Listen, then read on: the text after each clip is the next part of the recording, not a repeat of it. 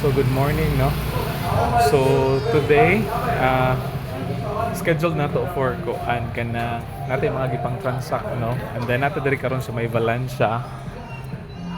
Nagkuha ta sa uban nga mga orders. So nata sa ilang kuan kanin sa gymnasium, no? Pero nigawas na ta karon kay because mo palakaw na sad ta. Okay, padulong udto na sad. And then lalang ta mga transactions karon nga importante no nga mga gipang asikaso. So nagkuha ta sa uban nga mga orders, no? Natay mga special task nga so mix ni karon no karong adlaw, okay? So pabalik ta dumagete kay basin mag-lunch siguro ta no o sa orasahan na karon.